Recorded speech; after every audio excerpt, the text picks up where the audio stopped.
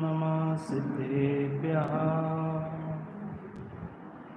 नमो अर्हन्ताणं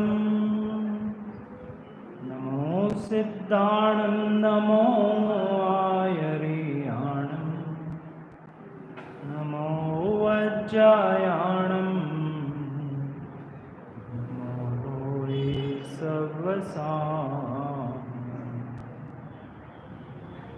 सुपंचनमो यारो सब पावपणासणो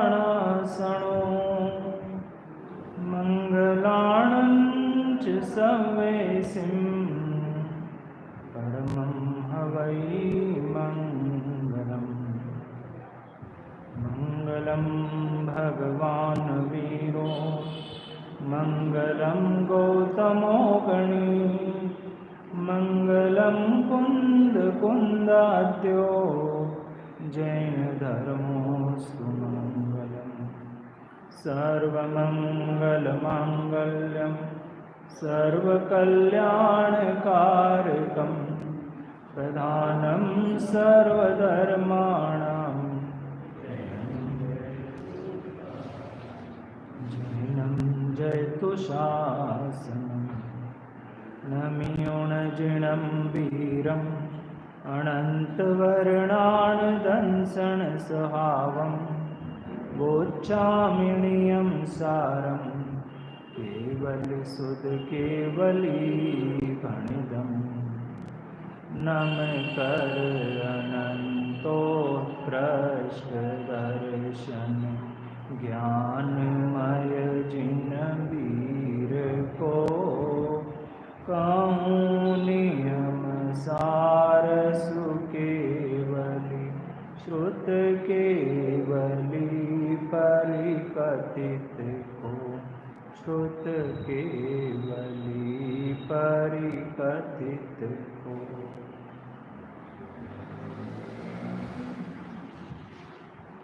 कलिकाल सर्वज्ञ आचार्य कुनकुन भगवान का यह नियम सार ग्रंथाधिराज विराजमान है। आचार्य कुनकुन स्वामी ने इस ग्रंथ की रचना अपने दैनिक पारायण दैनिक पाठ के लिए किया है। आचार्य कुनकुन स्वामी ने 187 गाथाओं में और 12 अधिकारों में इस ग्रंथ के माध्यम से श्रावक और श्रमण कैसे रत्नत्रय की प्राप्ति कर सकते हैं, इसका विषय इस ग्रंथ में विवेचित किया है।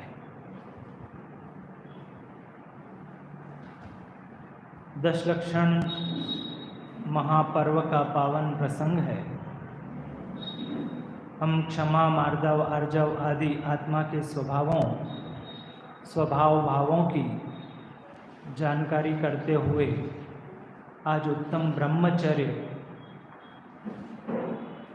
ब्रह्मचर्य धर्म के सोपान तक पहुँचे हैं। इसी क्रम में हम भक्ति की बात करते चले आ रहे हैं। 10वां अधिकार है परम भक्ति अधिकार। उस अधिकार में आचार्य कुनकुन स्वामी ने निश्चय भक्ति का स्वरूप अर्थात जो रत्नत्रय की भक्ति करता है, रत्नत्रय अर्थात सम्यक दर्शन, ज्ञान, चारित्र। सम्यक दर्शन अर्थात निज परमात्म तत्व के सम्यक श्रद्धा, उसका ज्ञान, उसका आचरण, ये जो निरंतर करता है, ऐसा जो भजन करता है, वह निश्चय भक्ति है, वह परम भक्ति है। ऐसा चाहे श्रावक हो चाहे श्रमण, उसे नियम से निर्वाण की प्राप्ति होती है, ऐसा जिनेंद्र भगवंतों ने कहा है। आचार्य कुनकुन स्वामी आगे 135वीं गाथा में ये स्पष्ट करते हैं कि ऐसे रत्नत्रय का जिन्होंने धारण किया है, जिन्हें पर्याय में रत्नत्रय ऐसा प्रकट हो गया है, ऐसे जो सिद्ध परमात्मा हैं, उन सिद्ध परमात्माओं की, उन अरहंत परमात्माओं की जो गुण भेद से भक्ति करता है वह व्यवहार भक्ति है। ये दोनों गाथाओं का सारांश है, ये दोनों गाथाओं का अर्थ है। आज का विवेचन अपन आरंभ करते हैं।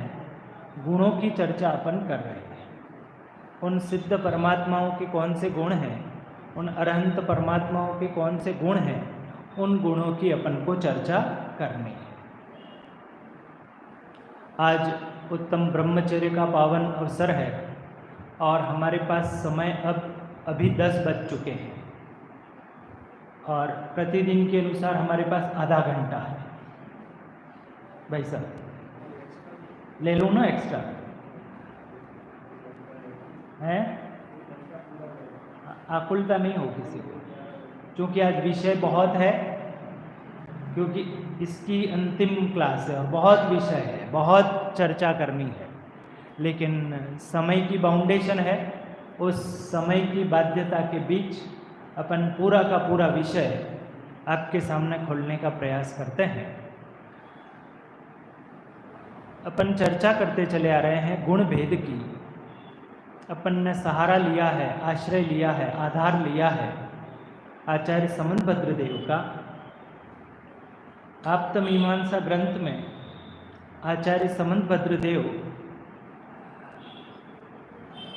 किन गुणों की स्थापना करते हैं, उन गुणों की हम चर्चा, वार्ता और चिंतन मनन कर रहे हैं।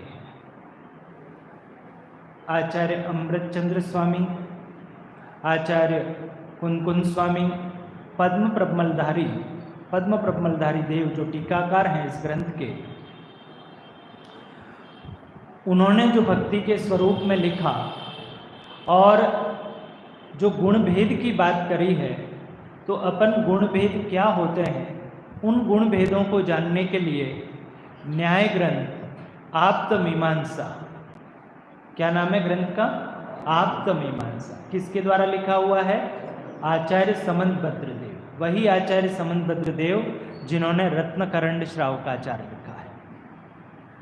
तो ऐसे आचार्य समंतभद्र देव उन तीर्थंकर परमात्माओं की मानो पूछते हैं, उनकी परीक्षा करते हैं कि भगवान, हम आपको, देवों का आगमन होता है, आकाश में आपका गमन होता है, छत्र चंवर आदि बाह्य विभूतियाँ होती हैं, उनके कारण हम आपको आप्त मानने के लिए तैयार नहीं। क्यों मानने को तैयार नहीं है? क्योंकि माया में भी पाए जाते। बहुत बढ़िया।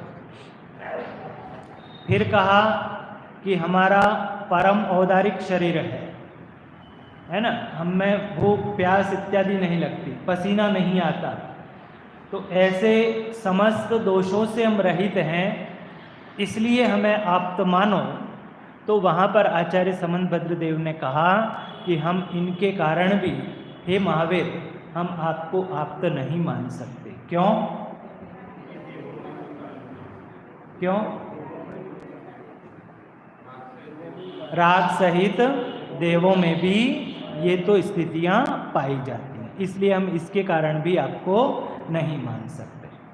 तीसरा और ब्रह्मास्त्र भगवान महावीर ने समंतभद्र के सामने भेजा कि हम तीर्थंकर हैं, इसलिए तो आप हमें आप्त स्वीकार करो।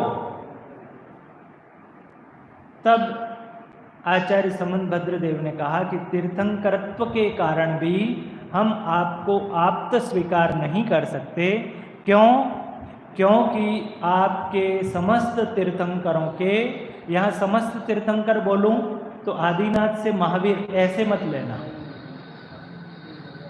है ना। यहाँ समस्त तीर्थंकर बोलूं तो बौद्ध, शैव, वैशेषिक, है ना, जितने जितने अन्य मत हैं, उन मतों के जो गुरु हैं, उन मतों के जो प्रमुख हैं, उन मतों के जो अपने आप को भगवान मानते हैं, ईश्वर मानते हैं, तब वहाँ आचार्य समंतभद्र देव कहते हैं कि तीर्थंकरत्व के कारण भी हम आपको आप्त स्वीकार नहीं कर सकते हैं। क्यों?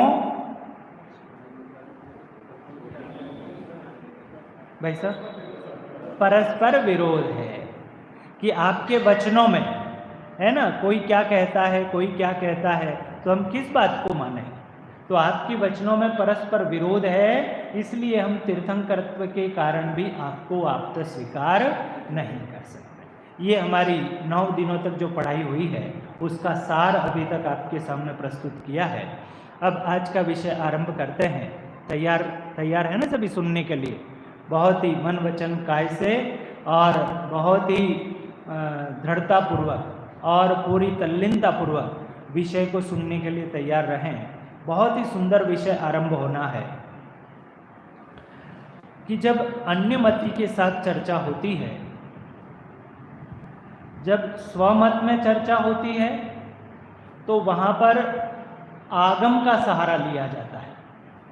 भाई साहब क्या कहा? स्वमत यानी आरहत मत में आरहत मत के साथ ही चर्चा करनी हो तो जिनागम का सहारा लिया जाता है, आगम कहा जाता है। आगम का सहारा लिया जाता है कि भाई ऐसा कहाँ लिखा है, तो आगम में लिखा है। तो स्वमतानुयायियों को आगम मान्य है। समझना भाई, थोड़ा सा बारीक बात कर रहा हूँ कि स्वमत के जो अनुयायी हैं उनको तो सबको आगम मान्य है ना, तो आगम प्रस्तुत किया प्रमाण के रूप में, तो उसको वो आगम की बात मान्य होती है। जैसे कहें कि तीर्थंकर 24 होते हैं, कि कहाँ लिखा है, कि सब आगम में लिखा है, तो वो मान लेता है बात। कि सम्यक दर्शन के बिना जब तब व्यर्थ सब व्यर्थ है, तो कहाँ लिखा है, कि आचार्य कुन स्वामी ने लिखा है। कौन से आचार्य ने नहीं लिखा ये बताओ, तो ये आगम हुआ, आगम का प्रमाण। लेकिन जब अन्य मति के साथ बात की जाती है, सुनना आप ध्यान से, वहां पर आगम प्रमाण काम में नहीं आता है। क्या कहा? अन्य मति के साथ आगम प्रमाण काम में नहीं आता। क्यों? क्योंकि आप जैसे कहोगे कि आगम में लिखा है, तो वो भी कहेगा कि मेरे आगम में भी लिखा है। आगम आगम क्रॉस हो गया भाई। जैसा आपने बताया ना कि आगम में लिखा है, तो वो भी कहेगा कि मेरे शास्त्रों में भी लिखा है। फिर वो बात कहाँ सिद्ध हुई? तब वहां पर ऐसे प्रमाण का सहारा लिया जाता है जो सबको मान्य होता है, स्वमत को भी और परमत को भी। क्या बोला? उस प्रमाण का सहारा लिया जाता है जहां स्वमत को भी और परमत को भी जो मान्य होता है, उस प्रमाण के द्वारा काम किया जाता है ना। प्रमाण 2 है, प्रत्यक्ष और परोक्ष। तो प्रत्यक्ष प्रमाण तो हाथ में रखे आंवले के समान दिखता है, तो वहां पर तो कुछ तर्क रखने की जरूरत नहीं होती है। लेकिन परोक्ष जो प्रमाण होते हैं उसमें स्मृति, प्रत्यभिज्ञान, तर्क, अनुमान और आगम। जल्दी बोल गया मैं। परोक्ष प्रमाण के 5 भेद हैं, स्मृति, प्रत्यभिज्ञान, तर्क, अनुमान और आगम। ठीक है ना। तो यहाँ पर अब आचार्य समंतभद्र देव हैं, वे अनुमान प्रमाण के द्वारा उन सिद्ध अरहंत परमात्मा आप्त के गुणों की सिद्धि करने वाले हैं। क्या बोला भैया? हाँ, आप्त के गुणों की सिद्धि किसके द्वारा करने वाले हैं? अनुमान प्रमाण के द्वारा, है ना। तो वो अनुमान प्रमाण का सहारा लेते हुए यहाँ सर्वज्ञ की सिद्धि की जा रही है, यहाँ पर आप्त की सिद्धि की जा रही है, यहाँ पर तीर्थंकर भगवान की सिद्धि की जा रही है। किसकी बात कर रहे हैं? मूल गाथा में आओ। क्या आया था? मोक्षम गय पुरिसाणम गुण भेदम जानी उण ते सिंपी। अनुभव भैया, अनुभव हो रहा है? क्या बात कर रहे हैं कि ऐसे जो अरहंत भगवान हैं, ऐसे जो सिद्ध भगवान हैं, उनके गुण भेदों की चर्चा करते हैं। तो आचार्य लिखते हैं, दोषावर्णयोर्हानिर् निःशेषास्त्यतिशायनात् क्वचिद्यथा स्वहेतुभ्यो बहिरंतर्मलक्षयः। क्या लिखते हैं आचार्य समंतभद्र देव आप्त मीमांसा में, इस कारिका के द्वारा लिखते हैं कि हम जगत में देखते हैं कि खदान से जो स्वर्ण निकलता है, तो खदान से सोना निकलता होगा। बहू जी क्या निकलता है? खदान से सोना निकलता है? क्या निकलता है? हाँ, तो वो जो वहाँ से धातु निकली, उस धातु में अनेक अनेक पदार्थ लगे हुए हैं, अभी खरा सोना नहीं है।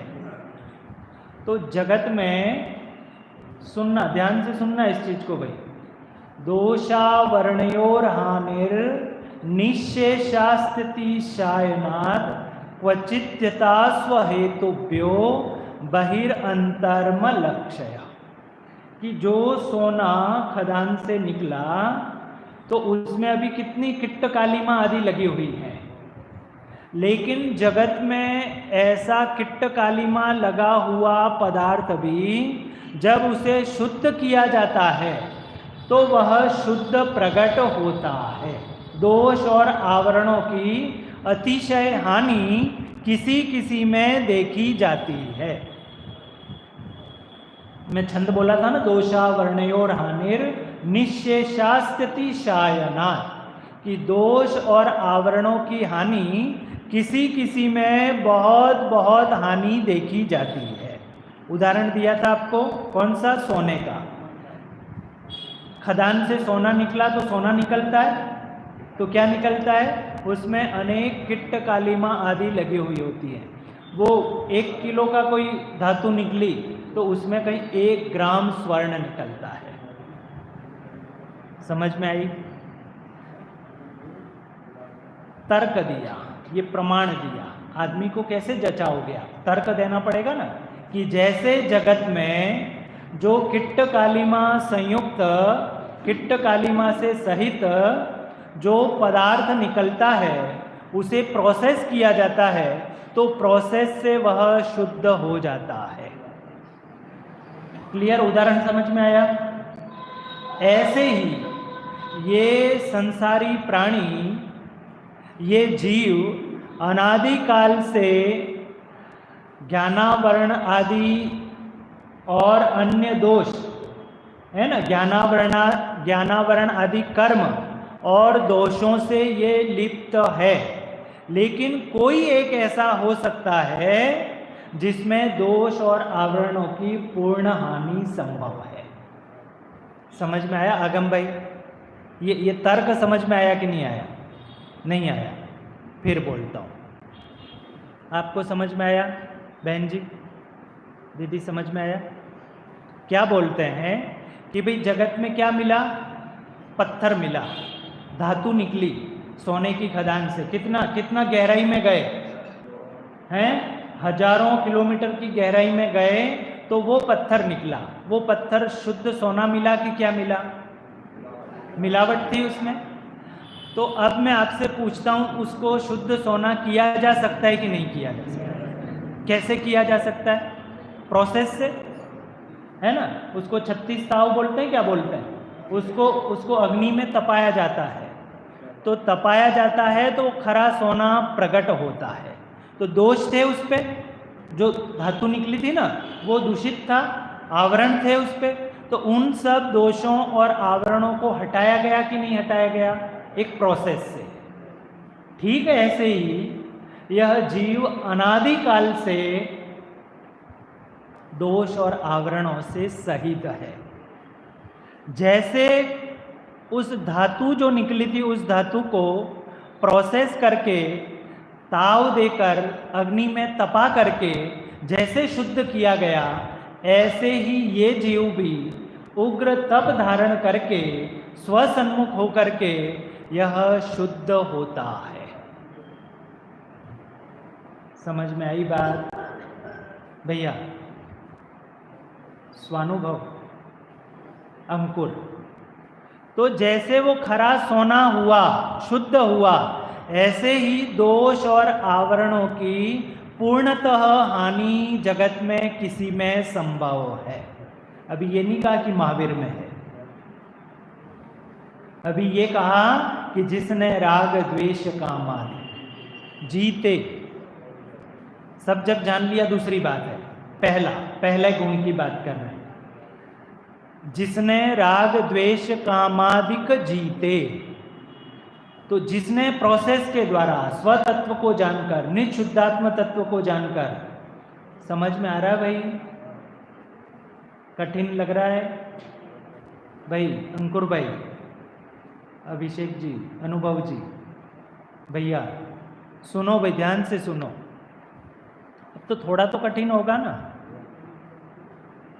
नहीं होगा? थोड़ा कठिन नहीं होगा? हाँ, तो क्या लिखा आचार्य समंतभद्र देव ने?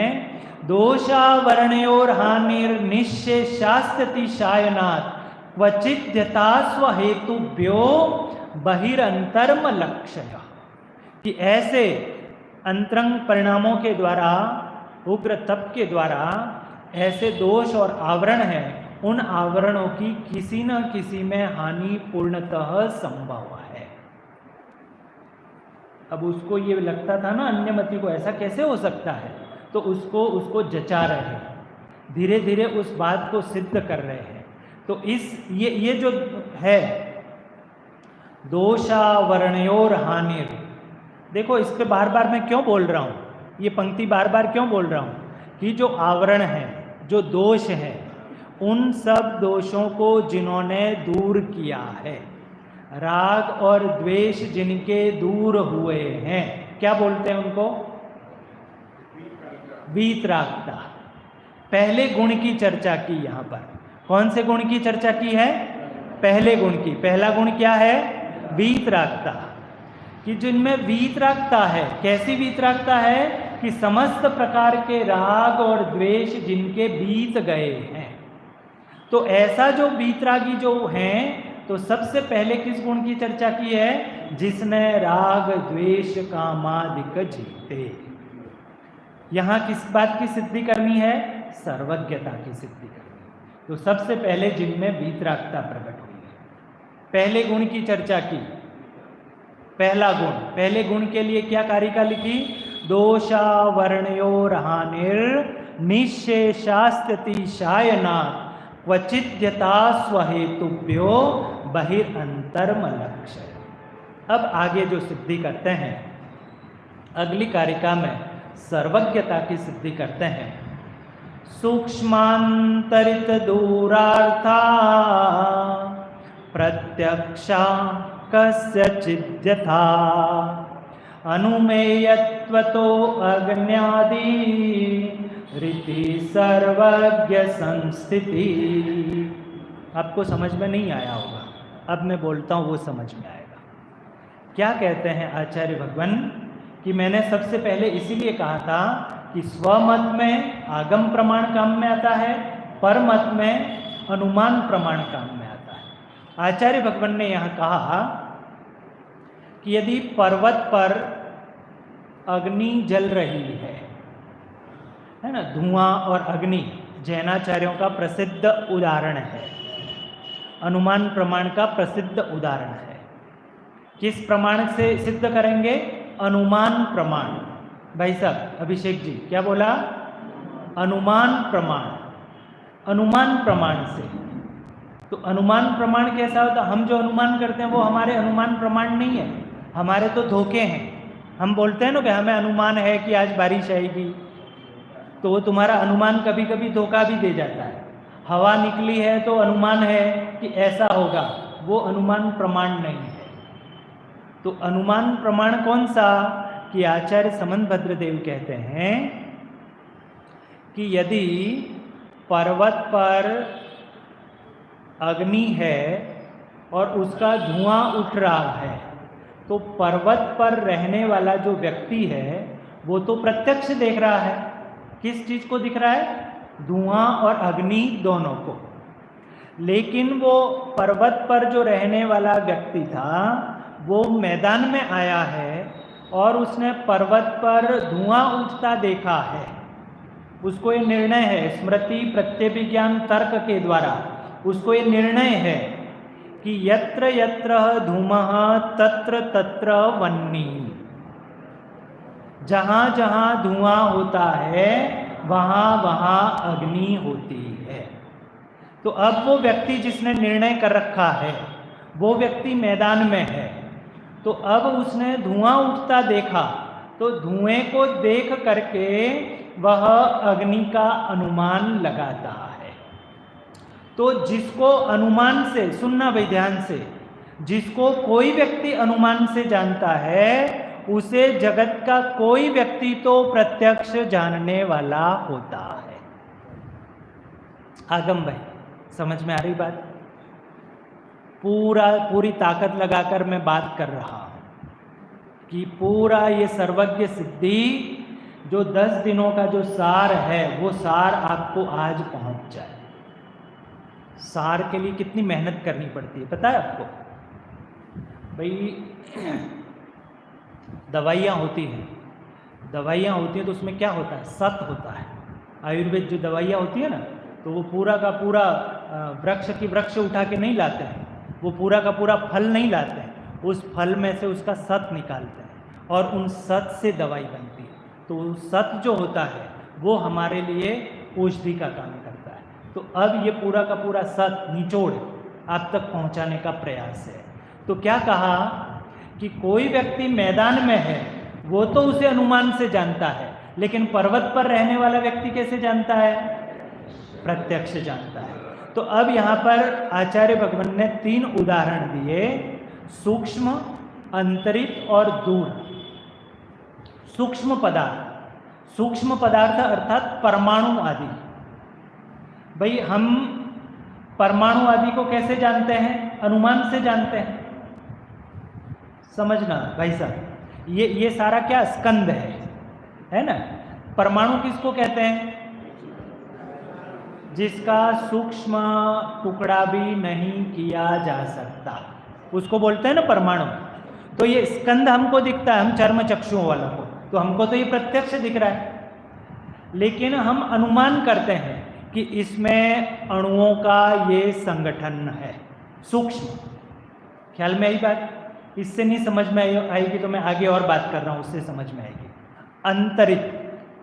अंतरित यानी काल से जो दूरवर्ती पदार्थ, एक तो सूक्ष्म यानी परमाणु आदि, और अंतरित यानी सूक्ष्मांतरित। अंतरित अर्थात काल से जो दूरवर्ती पदार्थ है। काल से दूरवर्ती पदार्थ अर्थात कि हम राम का, महावीर का, कृष्ण का ये अनुमान ही तो करते हैं या आगम प्रमाण से जानते हैं कि राम, हनुमान आदि थे, ऐसा ही बोलते हैं। लेकिन मैं आपको पूछता हूं कि हम जिसे अनुमान से जान रहे हैं उस काल में रहने वाले जीव उनको प्रत्यक्ष जानते थे कि नहीं? भाई साहब समझ में आई बात? वो कहाँ गए? जैन साहब नहीं दिख रहे ना? भाई जिसको 2 बातें सिद्ध की अभी, कि जिसको कोई अनुमान से जानता है तो जगत में कोई न कोई उसे प्रत्यक्ष जानने वाला भी होता है। आगम भाई आ रही बात समझ में? तो दूसरा क्या कहा? अंतरित अर्थात काल से दूर। काल से दूर अर्थात राम, रावण आदि है ना, राम, रावण आदि जो है वे उस काल में हुए, तो हम कैसे जान रहे हैं? अनुमान से कि वो थे, लेकिन उस काल में रहने वाले उन्हें प्रत्यक्ष जानते थे कि नहीं जानते? तो 2 बातें सिद्ध हुई, कोई अनुमान से जानता है तो कोई उसे प्रत्यक्ष जानने वाला भी रहता है। क्यों कर रहे हैं ये सारी कवायद? क्यों कर रहे हैं? कि वो ये कहता है कि प्रत्यक्ष 3 लोक और 3 काल की बातों को जानने वाला जगत में कोई सर्वज्ञ होता नहीं। ये अनुमान प्रमाण। बाबू जी, भाई साहब आ रही बात समझ में? और तीसरा दिया दूरवर्ती पदार्थ, क्षेत्र से दूरवर्ती पदार्थ। एक तो परमाणु आदि, दूसरा अंतरित अर्थात काल से दूर, और तीसरा दूरवर्ती पदार्थ यानी क्षेत्र से दूर। कि आप और हम सब भरत क्षेत्र में रहते हैं, तो विदेह क्षेत्र है कि नहीं, सुमेरु है कि नहीं, 7 पृथ्वियां हैं कि नहीं, 8वीं पृथ्वी है कि नहीं, कैसे जानते हैं? अनुमान से जाना, आगम से जाना। तो हम जिसे अनुमान से जान रहे हैं, आगम से जान रहे हैं, तो विदेह क्षेत्र में रहने वाला जीव उसे प्रत्यक्ष जानता है कि नहीं जानता। विदेह क्षेत्र और ये सारी चीज आपकी समझ में नहीं आ रही हो तो इनसे बात करता हूँ। आप अमेरिका गए हो भाई साहब? आगम नहीं गए ना? अमेरिका है कि नहीं आपने देखा है? फिर कैसे जान रहे? ख्याल में आया? कैसे जान रहे हो भाई अंकुर, कैसे जान रहे हो? अप्रत्यक्ष रूप से। उसी अप्रत्यक्ष को ही कहा जाता है परोक्ष। परोक्ष प्रमाण के ही 5 भेद हैं, स्मृति, प्रत्यभिज्ञान, तर्क, अनुमान और आगम। तो हमने किसी न किसी माध्यम से सुना है, किसी से जाना है, तो हमने देखा तो नहीं है, लेकिन उसकी सत्ता से आपको इनकार है? अमेरिका की सत्ता से है ना? अमेरिका में रहने वाला व्यक्ति उसे प्रत्यक्ष जानता है कि किसी और प्रमाण की उसको आवश्यकता होती है। वो प्रत्यक्ष देखता है ना अमेरिका को। जैसे अमेरिका का व्यक्ति भारत नहीं आया हो तो उसके लिए तो भारत सिर्फ किताबों में पढ़ा हुआ हो सकता है, लेकिन भारत में रहने वाले व्यक्ति के लिए ये भारत प्रत्यक्ष है कि नहीं। सूक्ष्म, अंतरिक्ष, दूरवर्ती। सूक्ष्म अर्थात परमाणु। परमाणु को हम स्कंद में देखते हैं, तब जाकर हमें लगता है कि इसमें परमाणु होंगे, लेकिन उस एक परमाणु को जानने वाला कोई व्यक्ति है कि नहीं है। परमाणु। अंतरिक्ष, काल से दूरवर्ती पदार्थ जिसको हम अनुमान से जानते हैं, तो कोई उसे जानने वाला है कि नहीं है प्रत्यक्ष। ऐसे ही दूरवर्ती पदार्थ जिन्हें हम किन्हीं न किन्हीं प्रमाण से जानते हैं, तो कोई उसे प्रत्यक्ष जानने वाला है कि नहीं। जो प्रत्यक्ष जानता है वही सर्वज्ञ है। जरा सा भी इधर से उधर हुए तो आपकी समझ में नहीं आएगा। सारा कंसल्टेशन यहां होना चाहिए आपका। फिर बोलता हूं, सूक्ष्मांतरित दूरार्था प्रत्यक्षा कस्यचिद्यथा अनुमेयत्वतो अज्ञादि। अनुमेयत्वतो, ये अनुमान। अनुमेयत्वतो अज्ञादि रीति सर्वज्ञ संस्थिति। ऐसे अनुमान प्रमाण के द्वारा हम सर्वज्ञ की सिद्धि करते हैं। इसे न्याय की भाषा में बोला जाता है सामान्य सर्वज्ञ सिद्धि। पहले सर्वज्ञ हो ये तो सिद्ध करना पड़ेगा ना, कि नहीं करना पड़ेगा? कि पहले उसका होना, फिर उसने, कल मैंने वो उदाहरण दिया था ना चोरी वाला। चोरी वाला उदाहरण आपको ख्याल में होगा कि उसने चोरी की कि नहीं की वो दूसरी बात है, लेकिन वो उस कमरे में था क्योंकि वो इनकार कर रहा था कि मैं तो सब गया ही नहीं। तो अब हमें चोरी उसने की या नहीं की वो सिद्ध नहीं करना है। चोरी की कि नहीं की वो सिद्ध करना तो बहुत कठिन काम था, लेकिन अब उसकी उपस्थिति उस कमरे में थी, क्लास चल रही थी, तब भैया तुम वहां क्यों गए थे? क्योंकि वो तो कैमरे में दिख रहा है। तो वो जैसे हमने सिद्ध कर दिया कि वो उस कमरे में गया था, तो अब वो चोर है ये सिद्ध करना पड़ेगा कि अपने आप उसकी चोरी सिद्ध हो गई है? कैमरा कह रहा है। तो अब तो वही सिद्ध करना था ना कि वो उस समय में वहां गया था। ऐसे ही अभी हम इस झगड़े में नहीं पड़ रहे हैं कि महावीर आपका है, बुद्ध आपका है, शिव हैं कि कौन है, उसमें नहीं। पहले एक बात उसके चित्त में स्वीकार तो हो कि सर्वज्ञ नाम का पदार्थ, सर्वज्ञ नाम की वस्तु इस जगत में कोई है। अब अनुमान प्रमाण से वो इनकार नहीं कर सकता है, क्योंकि अनुमान प्रमाण ऐसा प्रमाण है कि प्रत्येक मतानुयायी को मान्य है ना। जो शैव हो, सुगत हो, बौद्ध हो, वैशेषिक हो, जितने भी मत हैं, है ना, इन सब मतानुयायियों को अनुमान प्रमाण मान्य है। अनुमान प्रमाण समझे ना? यत्र यत्र धूमः तत्र तत्र वह्नि, इसको बोलते हैं अन्वय। जहाँ जहाँ धुआं है वहाँ वहाँ अग्नि है। और व्यतिरेकी अनुमान कि जहाँ जहाँ अग्नि नहीं है वहाँ वहाँ धुआं नहीं है। कठिन लग रहा है भाई? आ रहा है समझ में? है? क्या नाम है आपका? है? आश्रय? अरे वाह, किसका आश्रय लोगे? आत्मा का, अपने निज शुद्धात्मा का आश्रय लेना। देखो क्या कहा है आचार्य समंतभद्र देव ने कि ऐसे अनुमान प्रमाण के द्वारा पहली कारिका में क्या सिद्ध किया था? पहले दोषा वर्णयोर हानिर निश्शेषा स्थिति शायना, क्या सिद्ध किया था? वीतरागता, कि जो राग द्वेष मोह काम क्रोध जितने विकारी परिणाम हैं उन विकारी परिणामों से जो रहित हुए हैं ऐसे वीतरागी। और ये जो वीतरागी हैं ऐसे वीतरागी को समस्त ज्ञान हम किससे जान रहे हैं? अनुमान से।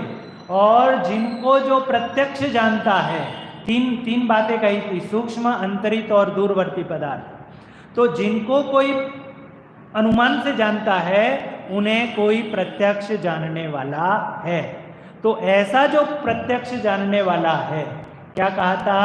सूक्ष्मांतरित दूरार्था प्रत्यक्षा, शब्द आ रहा है प्रत्यक्षा कस्य चिद्यता, कि कोई एक जगत में ऐसा है जो प्रत्यक्ष जानता है। इन सब में कोई एक ऐसा है जिसके लॉटरी खुलने वाली है कि जो कलशारोहण करेगा। उदाहरण ख्याल में आ रहा है कल वाला? कि हमें नहीं पता कौन करेगा, अभी हमें नहीं पता। अभी तो हम उस नादान बच्चे को बुलाएंगे जो कुछ नहीं जानता है। उसको ये कहेंगे कि इस डिब्बे में से एक पर्ची निकालनी है, एक चिट्ठी निकालनी है। तो हजारों लाखों की जो भीड़ है उसमें से किसी का नाम खुलेगा। तो अभी हमें नहीं पता कि वो महावीर हैं आप, कि वो सौगत हैं, कि वो वैशेषिक हैं, कि शेव हैं, अभी हमें नहीं पता। अभी तो इस कसौटी पर कसो। हम ये नहीं कह रहे हैं कि ये सोना है, हम बायस्ड नहीं है, ये जो हम बेच रहे हैं इसलिए सोना है, ऐसा हम नहीं कह रहे हैं। आप तो ले जाओ इसको कसौटी पर कसा के देख लो, इसको कसौटी पर कस करके देखो कि ये सोना है कि नहीं है। तो ये कसौटी के दो अंग दिए, पहला वीतरागता, दूसरा सर्वज्ञता। सूक्ष्मांतरित दूरार्था प्रत्यक्षा कस्य चिद्यता अनुमेयत्वतो अज्ञादि रीति सर्वज्ञ संस्थिति, कि अनुमान प्रमाण से जैसे जहाँ जहाँ धुआं होती है वहाँ वहाँ अग्नि होती है, ऐसा अनुमान प्रमाण से जहाँ सिद्ध होता है, ऐसा ही अनुमान से जहाँ सिद्ध होता है कि सूक्ष्म अंतरित और दूरवर्ती पदार्थों को कोई अनुमान से जानता है तो कोई एक उसे प्रत्यक्ष जानने वाला होता है। तो ऐसा प्रत्यक्ष जानने वाला कौन होता है? कि जिसके सारी की सारी वीतरागता प्रकट हुई है, राग और द्वेष जिनके निकल गए हैं, ऐसा जो जीव है उसे सर्वज्ञ कहते हैं। भाई सब समझ में आ रहा है? पहला गुण प्रकट किया वीतरागता, दूसरा सर्वज्ञता। ये क्रम क्यों रखा? पहले सर्वज्ञता कर देते भाई, बिना वीतरागता प्रकट हुए सर्वज्ञता कर देते भाई, क्या होगा? आगम क्या समस्या खड़ी होगी? हाँ, राग रहेगा तो हाँ, वो तो बोल ही रहा हूं ना मैं, तो होगा क्या? क्या समस्या खड़ी होगी? हैं? भेदभाव करने लगेंगे। बहुत बढ़िया, विकल्प उत्पन्न होंगे। आश्रव भाई, भाई साहब हैं? आर्त रौद्र ध्यान होगा। बाबू जी,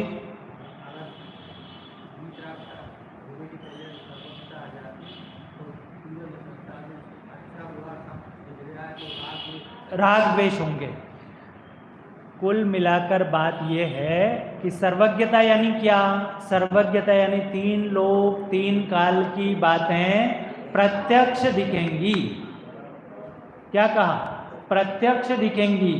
प्रत्यक्ष दिखेंगी यानी क्या भाई साहब? प्रत्यक्ष दिखेंगी इसका मतलब आप बाजार में जा रहे हैं ना, कोई गंदगी पड़ी है तो गंदगी देखते ही आप तो मुंह फेर लेंगे, मुंह फेरोगे कि नहीं फेरोगे? और अपन वीतरागता की, सर्वज्ञता की परिभाषा में क्या कह रहे हैं? तीन लोक तीन काल की समस्त पदार्थों की समस्त पर्याय प्रत्यक्ष उनके ज्ञान में झलकती हैं। विज्ञान नगर के वैज्ञानिक तेरी प्रयोगशाला विस्मय, केवल्य कला में उमड़ पड़ा संपूर्ण विश्व का ही वैभव। समझ में आ रहा है? सारा का सारा वैभव उनके ज्ञान में उमड़ता है, उनके ज्ञान में झलकता है। वो किसी चीज को आप तो नहीं देखना चाहो तो मुंह फेर लोगे, मुंह फेर लोगे। आपको वो दुर्गंध आ रही है तो नाक बंद कर लोगे, लेकिन उनके पास वो व्यवस्था नहीं। और आगे सुनो कि यदि वीतरागता प्रकट नहीं हुई है तो उनके पूर्व जन्म के माँ बाप, भाई बहन, पति पत्नी, जितने जितने जितने रिश्ते नाते सब थे, वो सारे के सारे उनके ज्ञान में झलकते हैं। कोई नरक में है, कोई निगोद में है, कोई कहाँ है, कोई कहाँ है। होगा कि नहीं होगा? और कोई उनका रिश्तेदार, कोई उनका पारिवारिक जन वहाँ नरक में दुख को पा रहा है, तो वो उनको दिख रहा है कि नहीं दिख रहा? और वीतरागता नहीं हुई होगी तो? वीतरागता नहीं हुई है और वो सारा ज्ञान में झलकने लगेगा तो क्या करेंगे? कैसे उस नरक में जो दुख पा रहा है उसको कैसे छुड़ाएंगे? छुड़ा सकते हैं? कैसी स्थिति होगी कि आप पिक्चर देख रहे हैं और पिक्चर देखते हुए किसी माँ बहन की इज्जत लूटती हुई उसमें वो सीन आया है ना? आप ऐसे ऐसे हो रहे हैं कि इसको मैं कैसे छुड़ाऊं, कैसे छुड़ाऊं। अंदर में संकल्प विकल्प हो रहे हैं लेकिन कुछ कर पा रहे?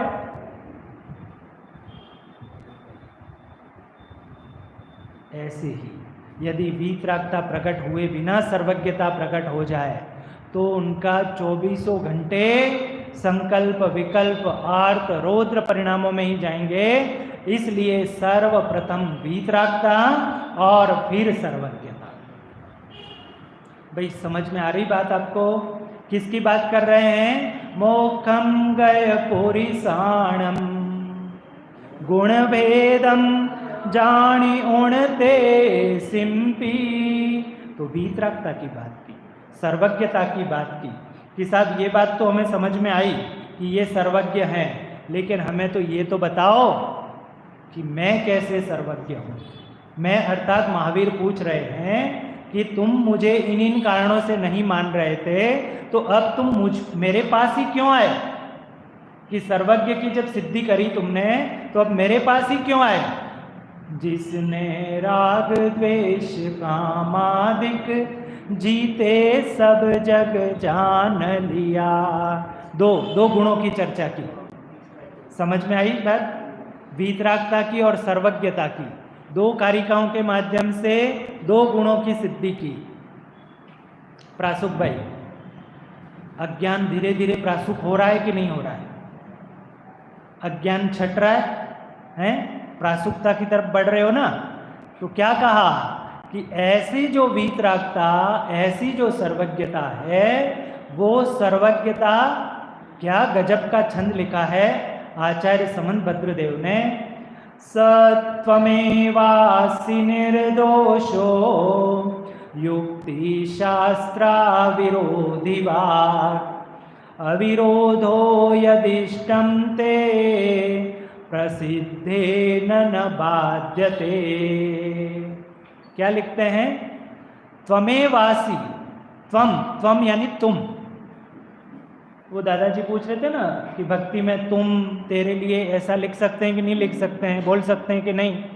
तो वो भक्ति में चलता है और भक्ति में नहीं। आप तो देखो, जब हमारा किसी के साथ अपनापन होता है, निकट संबंध होते हैं, तो वहाँ पर व्यवहार गौण हो जाता है। नहीं, उसके साथ हम तू के साथ बोलते हैं, तुम के साथ बोलते हैं, कि उसको आप करते हैं। वो आप करते हैं तो वो दूरी महसूस होती है। तो आचार्य समंतभद्र लिखते हैं त्वमेव, तुम ही, एव यानी ही, असि यानी हो। संस्कृत भी सीख जाओगे थोड़ी बहुत। त्वमेवासि निर्दोषो, कि तुम ही निर्दोष हो। त्वमेवासि निर्दोषो युक्ति शास्त्रा विरोधी वा। समझ में आ रहा है? त्वम यानी तुम, एव यानी ही, और असि यानी हो। निर्दोष, क्या निर्दोष है? कि आपके जो वचन हैं, निर्दोषो युक्ति शास्त्रा विरोधी वा, कि आपके जो वचन हैं वो युक्ति और शास्त्र से, अनुभव से आपके वचन अविरोधी हैं। कैसे अविरोधी हैं? कि जो प्रसिद्ध प्रमाण है, प्रसिद्धेन न बाध्यते अविरोधो यदिष्टम ते, कि आपके जो वचन हैं, है ना, वो वचन कैसे हैं? कि जो जगत में प्रसिद्ध प्रमाण है, प्रत्यक्ष और परोक्ष प्रमाण, और युक्ति के द्वारा कोई भी आपके जो वचन है वह विरोध को प्राप्त नहीं होते हैं। इसीलिए हे भगवान, तुम ही सर्वज्ञ हो। किस गुण की चर्चा की इस तीसरे में? बोलो, पहले में किस गुण की चर्चा की थी? वीतरागता की। दूसरे में, अब तीसरा ये जो बोला ना, त्वमेवासि निर्दोषो युक्ति शास्त्रा विरोधी वाक्, विरोधी वाक्। पकड़ो, किस गुण की बात कर रहे हैं? हितोपदेशीपना। तीसरा गुण क्या है? वीतरागता, सर्वज्ञता और हितोपदेशीपना।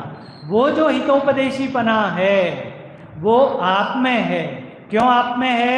क्योंकि आपके जो वचन हैं वो जगत के जितने प्रसिद्ध प्रमाण हैं वो प्रसिद्ध प्रमाणों में कहीं विरोध प्राप्त नहीं होता है। अविरोधो यदिष्टम ते प्रसिद्धेन न बाध्यते।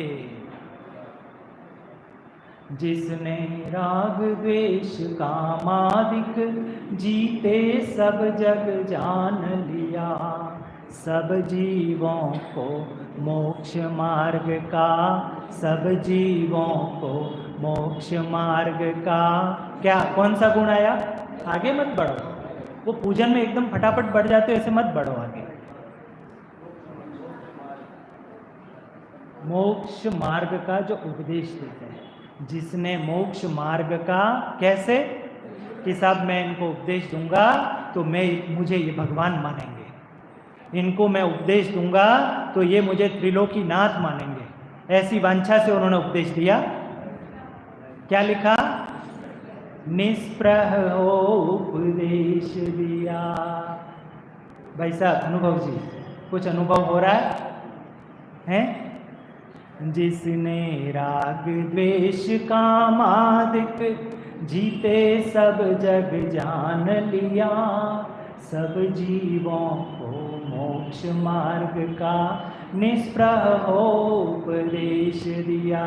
तो हे मति, हे अन्यमति, ये जो वीतरागता, सर्वज्ञता और हितोपदेशीपना, ये गुण जिसमें हो, हम बायस्ड नहीं है, हम पक्षपाती नहीं है, हम महावीर के अनुयायी हैं इसलिए महावीर में ही सिद्ध कर रहे हैं, ऐसा नहीं है। कहीं महावीर नाम आया इसमें? क्या लिखा? कि ये जिसमें गुण हो, वो बुद्ध हो, हरि हो, ब्रह्मा हो, शिव हो, जो भी हो, हम तो उसको मानने के लिए तैयार हैं। ये गुण ले आओ कि ये हमारी दुकान का बेचा हुआ माल है इसलिए खरा 100 टन है, ऐसा नहीं है। तुम तो ये कहीं से भी लाओ और धर्म काटा बोलते हैं, क्या बोलते हैं, उस पे कसौटी पर जाकर के कस लो। यदि वो खरा होगा तो हम तो उसका 100% टच के हिसाब से पैसा देने को तैयार है। ऐसा जिनागम है, ऐसा जैन दर्शन है। तो ऐसे गुणों की चर्चा की यहाँ पर कि ऐसे वीतरागता, सर्वज्ञता और हितोपदेशीपना जिनमें पाया जाता है वे हमारे लिए पूज्य है। ऐसे गुण भेद को जो जानता है, हाँ, ऐसी जो गुण भेद गुण भेद की बात कर रहे हैं ना, गुण भेद किसमें, जो अपन भक्ति अधिकार चला रहे हैं उस भक्ति अधिकार में आया गुण भेदम जानी उण ते सिंपी, कि ऐसे गुण भेद को जानकर जो भक्ति करता है। अब अपनी अपनी भक्ति का विचार करना, हमारी भक्ति कैसी है, हम कैसी भक्ति करते हैं। उन भगवान के वीतरागता, सर्वज्ञता, हितोपदेशी पने का गुण जानते हैं कि हमें जो अच्छा लगता है कि भगवान तुम हमारे ये करने वाले हो, तुम हमारे रोग निवारक हो, तुम हमारे डैश डैश डैश, ज़्यादा नहीं बोलता हूँ, मेरे से ज़्यादा आप सब जानते हो। अरे इस काल में जब तीर्थंकर भगवंत का विरह है तो विरह के कारण हमने जिन मंदिर उनकी प्रतिकृति के रूप में जिन मंदिर विराजमान किए हैं। भाई साहब क्या कहा, आप आपकी मार्कशीट है भाई साहब, मार्कशीट आप भले फर्स्ट क्लास फर्स्ट होंगे लेकिन आपकी थर्ड क्लास की मार्कशीट है, ओरिजिनल मार्कशीट है, और उस मार्कशीट को आप फर्स्ट क्लास बना के लेकर के जाते हैं तो कोई उसको अटेस्टेड करेगा? भाई साहब कोई करेगा अटेस्टेड? अरे फर्स्ट क्लास की मार्कशीट है ना, वो तो थर्ड क्लास की थी, जो ओरिजिनल मार्कशीट थी वो तो थर्ड क्लास थी, 3 डंडों से पास हुआ था वो, लेकिन ये जो बनाई गई है मार्कशीट वो फर्स्ट क्लास की 90% मार्क्स की है। तो कोई सज्जन पुरुष उसको कोई गजेटेड अफसर उस पर अटेस्टेड करेगा? अटेस्टेड तो समझते हैं ना, सत्यापन करना। क्यों नहीं करेगा? वो मूल से मिलान करेगा कि मूल तो थर्ड क्लास है और डुप्लीकेट जो है वो फर्स्ट क्लास है, तो वो आपको यदि बहुत ही कठोर हुआ ना तो कोतवाली में फोन कर देगा कि इसको 400 BC में पकड़ के ले जाओ। सुनना आप ध्यान से कि जो समव शरण में तीर्थंकर भगवान विराजमान हैं, उन समव शरण में विराजमान जो भगवान है वहां पर कितने घड़े पानी आप ढोलते हो। वो समव शरण में जो भगवान की प्रतिमा, भगवान विराजमान है, प्रतिमा क्या, जहां वो साक्षात जिनेंद्र परमात्मा विराजमान है, उनको आप क्या जाकर के छूते हो, छूने मिलता है? वो तो वहां पर कमल पर भी अधर में विराजमान है। तो वो जो समव शरण में जिनेंद्र परमात्मा विराजमान है उनकी प्रतिकृति ये जिनालय है। समझ में आ रहा है? बहुत विस्तार नहीं कर रहा हूं, समय आपका हो गया है, थोड़ा कहा बहुत समझना। यदि उसमें उस मार्कशीट में जरा सा भी हेरफेर की गई तो क्या हुआ? 400 BC का केस बना। ऐसे ही जो समव शरण में विराजमान तीर्थंकर भगवान हैं, उन तीर्थंकर भगवंतों की ये प्रतिकृति है, उनके साथ वैसा ही आदर, वैसा ही आचरण योग्य है जैसा समव शरण में किया जाता है। यदि उसमें अपनी वांछा, कामना, अभिलाषा और कि उससे तो हमारा मंदिर चलता है, उससे तो फला चलता है, उससे ठिकाना चलता है, ऐसा जोड़ जोड़ करके कुछ भी चलाने लगोगे तो आप अरहंत परमात्मा की भक्ति नहीं कर रहे हो। अरहंत भगवान की भक्ति तो वहां पर जैसा आप समव शरण में जो आचरण कर सकते हो वो आचरण मान्य है कि साहब वो 24 घंटे में कि हमारी जो जिन प्रतिमा है वो जिन प्रतिमा या तो धातु की है या पाषाण की है, तो इसलिए उसका परिमार्जन करते हैं, उसका हम प्रक्षालन करते हैं। उसका प्रक्षालन इसलिए करते हैं कि वो तो पाषाण है ना, पत्थर है, उस पत्थर की आप सफाई नहीं करोगे, है ना। कठोरता से सुनना, पत्थर बोल रहा हूँ तो ऐसा नहीं लगे आपको कि हमारे भगवान को आप पत्थर बोल रहे हो। अरे आपके भगवान है, वो भी मेरे भी भगवान है, तो वो है तो आखिर में पत्थर ना, वो है तो आखिर धातु ना। आप सोना ले आते हो, चांदी ले आते हो, वो भी यदि रखी रहती है तो काली हो जाती है ना, उसकी सफाई करते हो। तो ऐसे ही 24 घंटे में हम उसका परिमार्जन कर लें, प्रक्षालन कर लें, ताकि उस पर गंदगी ना जम जाए। बस इसके लिए एक विधान मात्र है प्रक्षालन का। न जाने क्या क्या धर्म के नाम पर क्या चलने लग जाता है। इसलिए मैंने एक दिन बोला था, व्यवहार का व्यवहार भी नहीं है। हम बोलते हैं ना अपने आप को, हम तो व्यवहारी हैं, व्यवहारी हैं। अरे भाई, व्यवहार का व्यवहार तो करो। व्यवहार का व्यवहार किसको कहा जाएगा?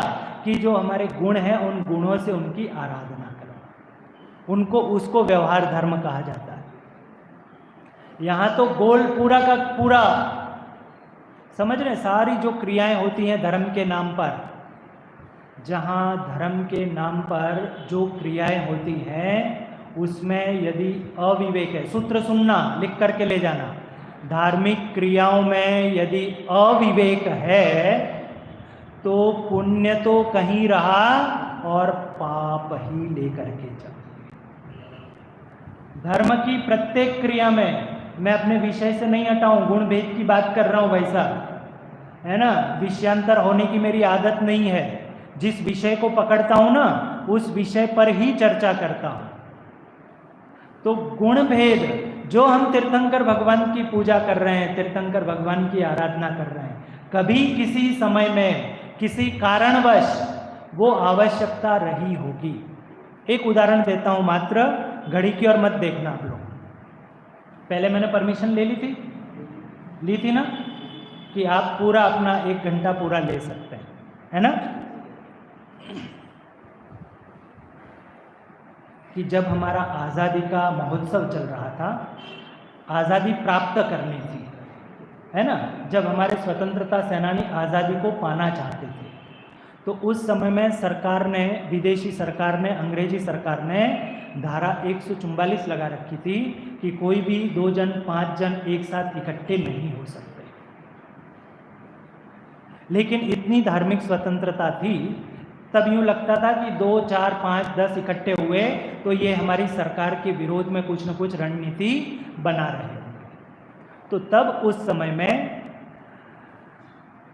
बाल गंगाधर तिलक, है ना, लाला लाजपत राय, तो ऐसे जो स्वतंत्रता सेनानी थे, उन्होंने उस समय में कि भाई किसी न किसी भगवान के नाम पर हम इकट्ठे हो सकते हैं, तो उन्होंने स्थापना का, अभी जो स्थापना हो रही है ना, उन स्थापना का एक प्रक्रम चलाया। वे वहाँ इकट्ठे होते, और क्योंकि वो तो भक्ति के नाम पर इकट्ठे हुए थे कि हम तो अपने धर्म की आराधना कर रहे हैं, तो उसके कारण इकट्ठे हुए थे और उसमें सारी योजना बना लेते। लेकिन अब इसको रखें कहाँ? रख तो सकते नहीं कि अब वहाँ बीचों बीच कहाँ मंदिर बनाए। तो उन्होंने उसका एक विसर्जन का प्रावधान रखा कि अब जो हमने इसको स्थापित किया था, हमारा काम हो गया। हमारा काम क्या था? रणनीति बनाना था कि हम आज़ादी कैसे प्राप्त करें। तो उसमें सारे स्वतंत्रता सेनानी इकट्ठे होते, अपनी रणनीति बनाते और काम हो जाता तो उसको विसर्जित कर। लेकिन अब भाई साहब, समझ में आ रहा? जिसको इतनी श्रद्धा से पूजा, उसको लात दे दे करके डुबा देते। करते हैं कि नहीं करते? अभी हमको उनका लग रहा है, लेकिन अभी यहाँ भी बात करूँगा तो हमारी धरती खिसक जाएगी नीचे से। कि जब मुगलों का आक्रमण हुआ था, मुगल शासक थे, तो उस समय में हमारे जिन मंदिरों पर आक्रमण होते थे, तो हमने अपनी सारी जिन प्रतिमाओं को, ये जिन प्रतिमाएं कोई भूगर्भ से यूँ निकल नहीं रही है, वो हमारे बाप दादों ने उसमें डाली हैं। तब भूल गए, वो पीढ़ी निकल गई, अगली पीढ़ी निकल गई, दूसरी 4, 5, 10 पीढ़ियाँ निकल गई, तो वो जमीन में वो वैसे ही रह गई। और आज किसी कारण से खोदते हैं तो वो निकलती है। तो उस समय में किन्हीं महानुभावों के ऐसे नियम थे कि जब तक हम जिन प्रतिमा के दर्शन नहीं करें, तब तक हम अन्न जल ग्रहण नहीं करें। तो लकड़ी की छोटी छोटी प्रतिमाएं बनाई। आप जैन धर्म का इतिहास पढ़ोगे ना बाबूजी, 4 वॉल्यूम में बड़े बड़े, उसमें काष्ठा संघ आता है। क्या आता है? काष्ठा संघ। तो वो जो लकड़ी की जो प्रतिमा बनी ना, लकड़ी क्या होती है, जैसे जैसे सूखती है वैसे वैसे फटती है। पता है ना ये, तो इसमें कोई धर्म नहीं पढ़ा रहा हूँ मैं। वो जो लकड़ी है वो सूखती है तो फटेगी वो, है ना। आपके घरों के जो दरवाजे हैं वगैरह देख लेना। तो वो जो काष्ठ की जो प्रतिमा थी, उस काष्ठ की प्रतिमा की उसको रुक्ष हो जाती थी स्निग्ध बनाए रखने के लिए, है ना। स्निग्ध बनाए रखने के लिए उस पर तेल घी आदि डाला जाता था। और यदि नहीं डालते तो कौन उसको वो करेगा, तो उसको धर्म के साथ जोड़ दिया कि ये करोगे तो धर्म होगा। बहुत कहने को बातें आती हैं कि अभी आपके सब स्ट्रीट लाइटें लगी है ना, तो स्ट्रीट लाइटें, पहले ज़माने में स्ट्रीट लाइटें तो थी नहीं, तो वो जगह जगह वो लैंप लगाए जाते थे। तो एक नियम बना दिया कि इस लैंप में शनिवार को तेल पुरना है, इसमें जो तेल पुरेगा उसके शनिचर कुछ बिगाड़ेंगे नहीं। ऐसा धर्म के साथ इसको नहीं जोड़ें तो कोई बात मानने वाला नहीं था। ऐसे एक एक बहुत सारी बातें हैं, लेकिन समय हो गया इसलिए नहीं कहता हूँ। तो वो जो काष्ठा संघ, वो काष्ठ की लकड़ी थी, उसके लिए तो वो ज़रूरी था। लेकिन अब तो भव्य कहूँ कि अभव्य कहूँ समझ में नहीं आता मुझे, कि अब वो पाषाण की या अष्ट धातु की जो प्रतिमा है, तुम ऐसे क्या क्या उस पर ढोल कर उसकी अष्ट धातु की और पाषाण की प्रतिमा की स्वच्छता ही खत्म कर देते। ये सब क्यों हुआ? उसके मूल गहराई में जाओ। गुण भेद नहीं जाने। व्यवहार का व्यवहार भी क्यों नहीं है कि वो गुण भेद नहीं जाना। किसका? उन आप्त का, उन सर्वज्ञ का, उन सिद्ध परमात्मा का। आपको जो कह रहा हूँ वो समझ में आ रहा है?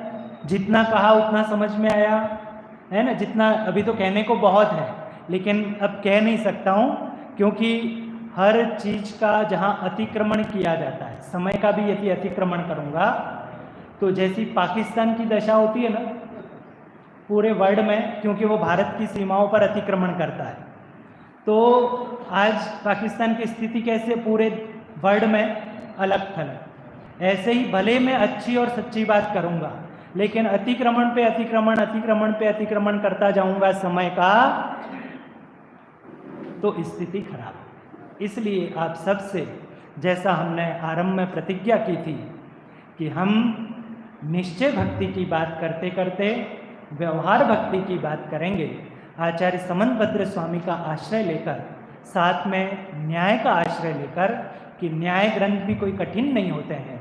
न्याय ग्रंथों के माध्यम से यदि समझा जाता है, वो समझ में आया ना आपको न्याय की विशेषता, कि साहब क्यों नहीं मानोगे आप, तीर्थंकर के कारण क्यों नहीं मानोगे, तो वो तर्क दिया था। न्याय ग्रंथ की उपयोगिता क्या है कि साहब देवों का आगमन होता है, तुम्हारा होता है क्या? उनका तो देवों का आगमन होता है, तो उसके कारण मानो ना। तो तब वहाँ पर बताया कि नहीं साहब ये तो मायावियों में पाए जाते हैं। ये कहलाता है न्याय। समझ में आ रहा है?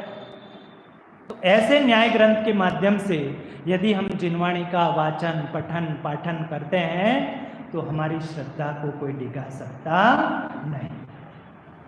तीर्थंकर तक आ जाए, क्या बोल रहा हूँ? कौन सा उदाहरण है बताओ? आपसे पूछता हूँ मैं। रेवती रानी का, कि तीर्थंकर का समूह शरण आया है, तो क्या दृढ़ता है उनके अंदर कि 24 तीर्थंकर तो हो चुके अब कौन से तीर्थंकर आ गए? तो वो श्रद्धा, वो श्रद्धा किस बलबूते पर है? वो तत्व ज्ञान के बलबूते पर, वो स्वाध्याय के बलबूते पर, जो अंतरंग का जो ऐसा श्रद्धान है, ऐसा देव शास्त्र और गुरु के प्रति यदि हमारा यथार्थ श्रद्धान है तो हमें कोई भी डिगा सकता नहीं है।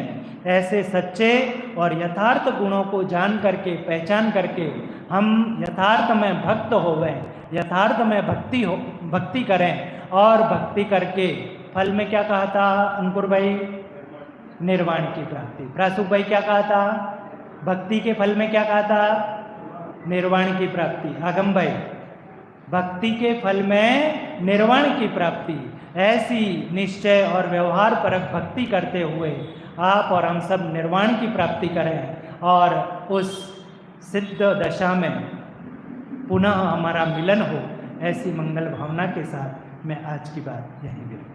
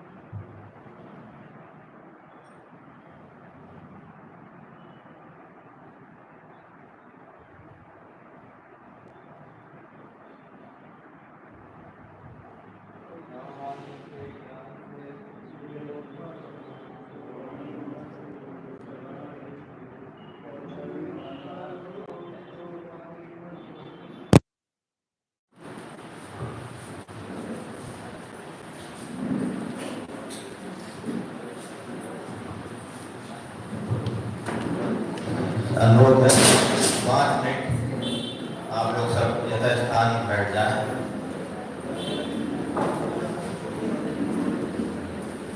हमारे आदरणीय पंडित जी साहब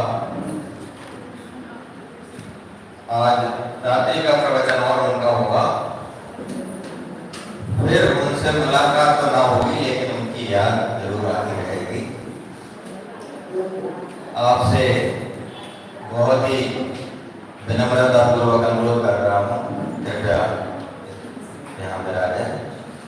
और साथ में बहन जी भी हमारी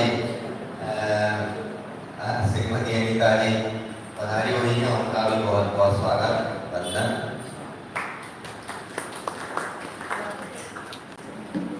कृतज्ञता ज्ञापन हमारी परंपरा है। कैसा पावन सुहावन समय आज है, जिन वचनों के मर्मों का साथ है, आपका वंदन अभिनंदन करें आज हम, तुमको हृदय से नमन करें आज हम, हृदय से नमन करें। और आप लोग पूरे 10 लक्षण पर्व में आप सभी ने लाभ लिया है। मैं कृतज्ञता ज्ञापन के क्रम में आमंत्रित कर रहा हूँ वहीं शिक्षक वीरेन जी को, कृपया अपने शब्दों में कृतज्ञता करें।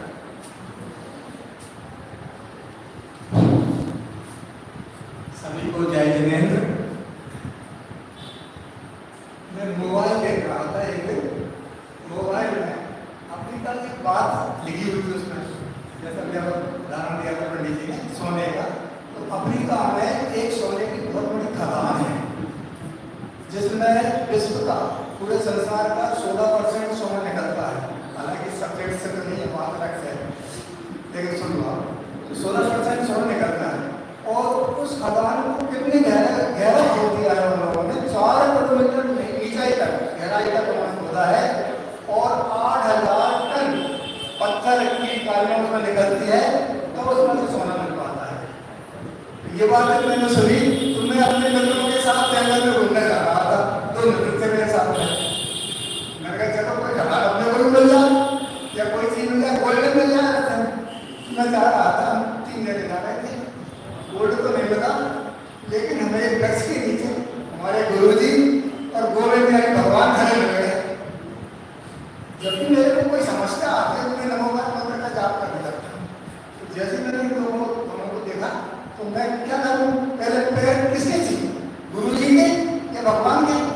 तो मैंने नमो मंत्र का जाप किया, नमो वैकुंठाय नमो सिद्धाय। बस यहीं तक पहुँचा कि मेरे मन में उत्तर मिल गया, समाधान मिल गया।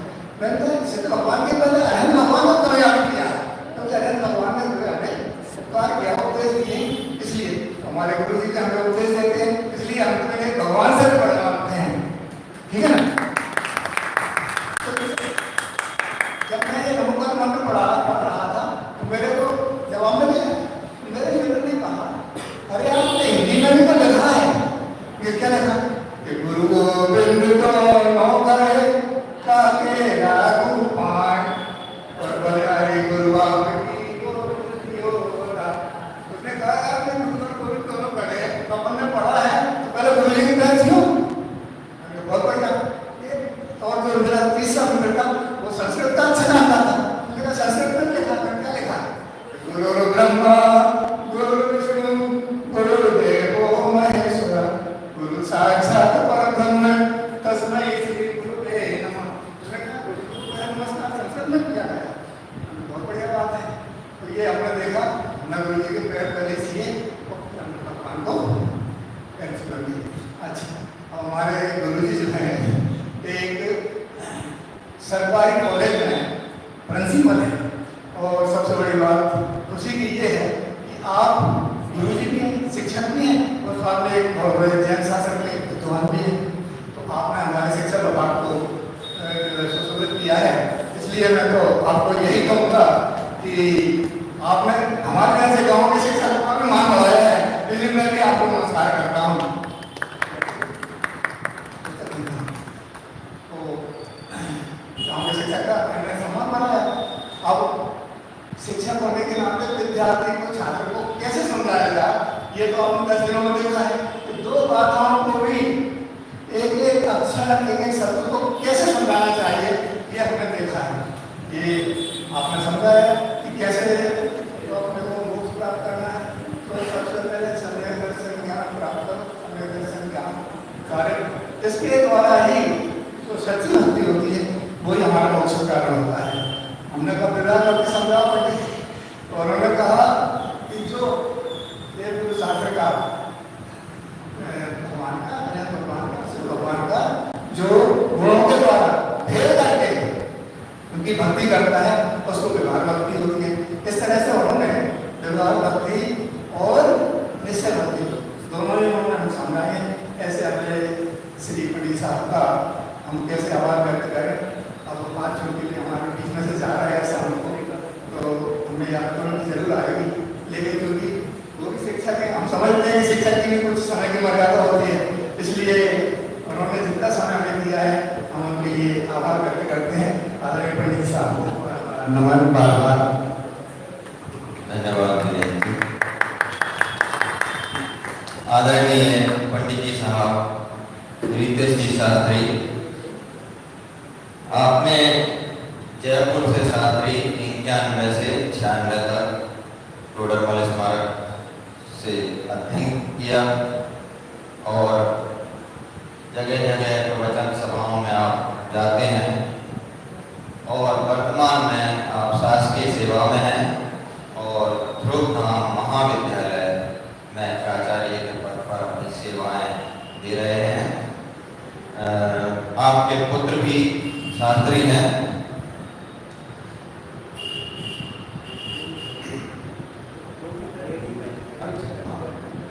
जिन वचन सुनकर भी न समझे, जिन वचन सुनकर भी न संभले तो तुम्हारा नसीब, वरना ज्ञानियों ने तो अपना फर्ज अदा कर दिया। और इसी के साथ मैं बुला रहा हूँ भाई संजीव की संतोष इलेक्ट्रिकल, कृपया कृतज्ञता ज्ञापन करने के लिए बना है। ओम नमो सिद्धेभ्यः। हम तो आपके बहुत बहुत उपकारी हैं। आपने भक्ति का स्वरूप जो हमें अपूर्ण रूप से बताया, क्योंकि हम तो अभी भक्ति जो मतलब अपने जो पूजन ये इन्हीं को भक्ति मानते रहे हैं, और भक्ति का जो आपने व्यवहार और निश्चय भक्ति के स्वरूप को बताया, जो निश्चय भक्ति करता है उसी को व्यवहार शक्ति होती है, ऐसा आपके बहुत बहुत आभारी है। धन्यवाद। धन्यवाद संजीव जी।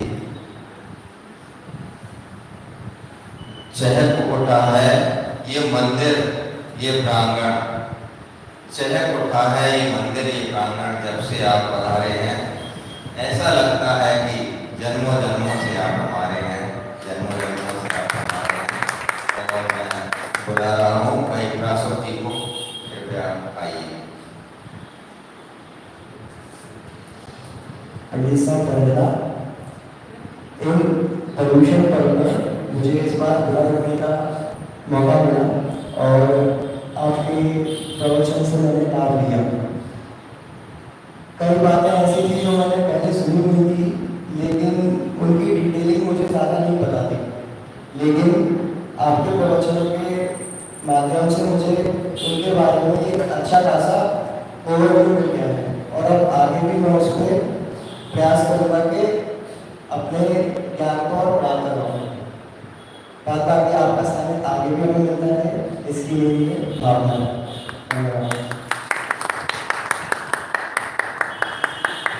धन्यवाद प्रासव। और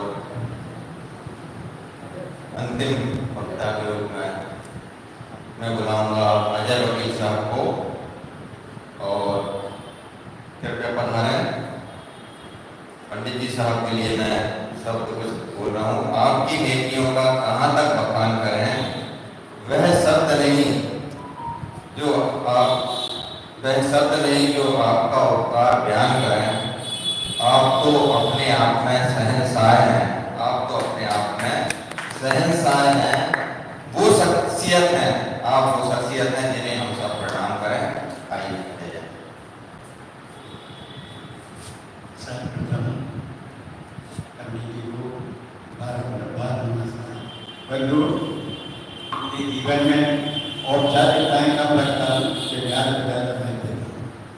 हमने बहुत पंडितों को सुना इसी मंच से और देखे, लेकिन आप पंडित जी शास्त्री जी ने जो आत्मसात किया है वो जो मैंने समझा कि सेवा धर्म समाज की आगम के अनुरूप और यही पुनीत उद्देश्य है जैन धर्म का मूल। आप शासकीय सेवा में होते हुए आपका ज्ञान जितना गूढ़ है, आपके सिद्धांतों से और उनके उदाहरणों से हमको मालूम चलता है।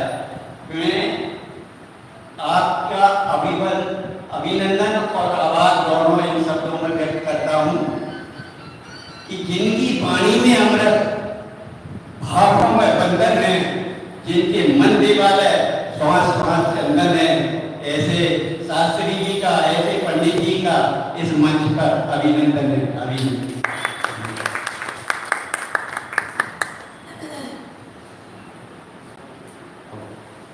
पंडित जी साहब से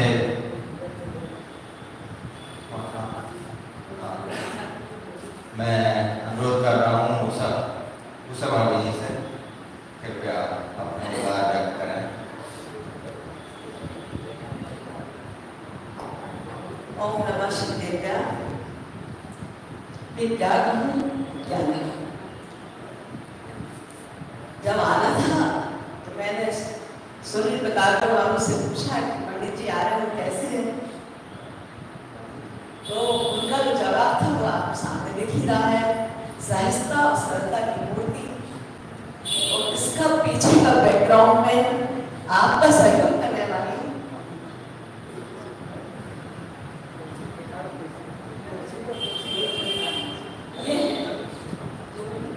सब नंबर देती है, उनके लिए आगे बढ़ने का और सब जगह सारे प्रोग्रामों का सप्ताह जहाँ धूमधाम में है, जहाँ जहाँ प्रवचन करने जाते हैं, ये घर संभालती है, ये हम आपको संभालते हैं। ऐसे ये दोनों जगह एक दूसरे का सहयोग बने हैं। ये बच्चों को संभालती है तो आप श्रोताओं को संभालते हैं। कितना ये अपने रहकर अपने घर का सब कुछ मैनेजमेंट कर लेती है। ये बात मेरे सब और विद्वानों ने भी कही कि सबसे बड़ी तो ये लोग हैं जो अपने अपने पत्नियों को बाहर भेज के धर्म का प्रचार प्रसार करने में इतना सहयोग देती है। इसलिए सब लोग तालियां बजाएं।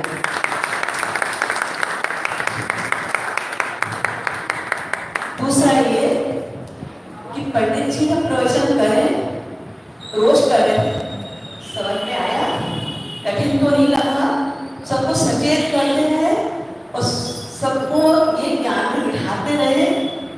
एक एक बात आपको समझ में आई और आपसे प्रश्न पूछते रहे और आपको सब जवाब देते रहे, तो उनको भी लगा कि सब लोग मेरी बात अच्छे से सुन रहे हैं। तो दोनों का जो मेल होता है उसी से सब बात आगे भी बढ़ती है और उसी में श्रोता को भी और वक्ता को भी आनंद आता है। दूसरी बात यह कहना चाहती हूँ, पंडित जी ने बहुत गहराई से बहुत अच्छे से हम सब लोगों को दर्जे में बांधे रखा और हम लोग सब सुनते रहे, इसलिए हम लोग का अभिनंदन करते हैं और दोबारा पंडित जी को बुलाने का आग्रह भी करते हैं कि आप दोबारा आए इसी भाव।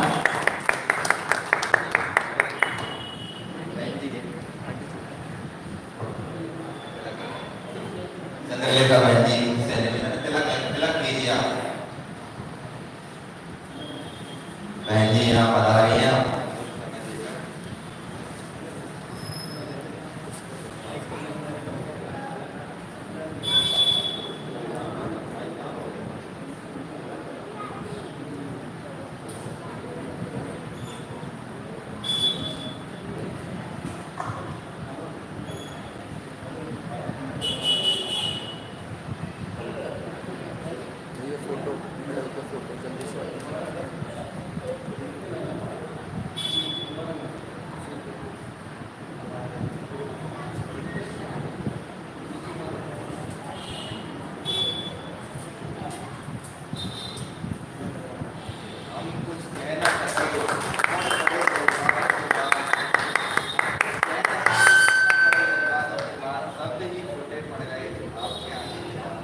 शब्द ही छोटे पड़ गए आपके आने वाले। तिलक करें, साल से सम्मानित करें।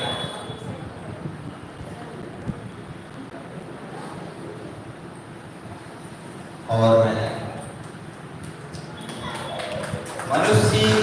मनुष्य ही ऐसा प्राणी है, प्रकृति ने जिसे अमूल्य उपहार दिया है और वो उपहार है ताली बजाने का और किसी लिए नहीं।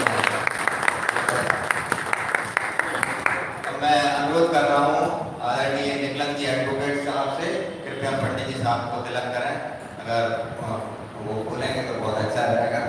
तो आप हमारे ख्याति प्राप्त एडवोकेट हैं, पूरे गुना जिले के अशोकनगर गंगावली सब में आपकी ख्याति है और आप तिलक करें, माला पहना है।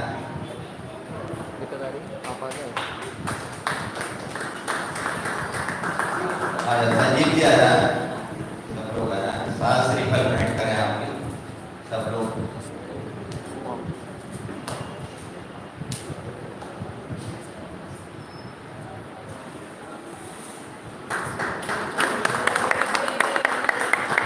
मंगलम भगवान वीरो मंगलम गौतमो गणी मंगलम कुंद कुंदारो जैन धर्मो सुमंगलम सर्वमंगल मांगल्यम सर्वकल्याणकारकम प्रधानम सर्वधर्माणां जैनम जयतु शासनम जैनम जयतु शासनम। बहुत मुश्किल होता है यहाँ निवास कर रहे हैं, वहाँ से घर परिवार की व्यवस्था छोड़कर दूसरी जगह आकर इतना समय देना 10 दिन तक, और परम यानी आप लोगों के परम कल्याण की भावना से पंडित जी यहाँ पधारे। आपके प्रति हम हमेशा ऋणी हैं, सदा ऋणी रहेंगे। आपके उपकार को हम कभी भुला नहीं सकते और आपसे अंतिम अनुरोध, कृपया 2 शब्द कहें। ओम नमः सिद्धेभ्यः। जो कि फिलहाल समय हो रहा है, मुझे जो कहना है वो कहा ही है। अभी जो कहना है वो शाम के व्याख्यान में बहुत अच्छे से कहूँगा। आप सबको लग रहा है कि मैंने यहाँ आके उपकार किया है, लेकिन यथार्थ में तो आप सबने उपकार किया है कि मुझे ऐसी जिनवाणी पठन पाठन और अध्यापन का ऐसा अवसर प्रदान किया, क्योंकि ताली दोनों हाथों से ही बजती है। आपने जो ऐसा परम अवसर प्रदान किया है उसके लिए भी हम शुभकामनाएं व्यक्त करते हैं। और जैसा दीदी ने बोला था कि रीढ़ की हड्डी मजबूत होती है तो वह व्यक्ति अच्छे से चल पाता है। ऐसे ही इस तत्व प्रचार प्रसार के कार्य में जो हमारी धर्मपत्नी है वे कभी बाधक नहीं बनती, वे हर काम में सहायक बनती हैं। इसीलिए हम बहुत अच्छे से जो हमने ज्ञान प्राप्त किया है, कोई अभिलाषा इच्छा रहती है कि वो जन जन तक पहुँचाएँ, तभी हम उस ऋण से पूरी हो पाएंगे, तो वो कार्य करने का प्रयास करते हैं। उसमें आप सब गुनावासी सहभागी बने हैं, उसके लिए बहुत बहुत आभार व्यक्त करते हैं। और चूँकि आपका और मेरा जो संबंध रहा वो सिर्फ और सिर्फ माँ जनवाणी के माध्यम से ही रहा और किसी प्रकार का कोई संबंध अपना जुड़ाव हुआ नहीं। लेकिन इस दौरान भी यदि मन वचन काय से व्रत कार्यक्रम मोदना से आपके हृदय में कहीं किसी प्रकार की कोई बात हुई हो तो उसके लिए सबसे क्षमा और सबके लिए क्षमा, सबके लिए क्षमा और सबसे क्षमा चाहते हुए अपनी बात को भी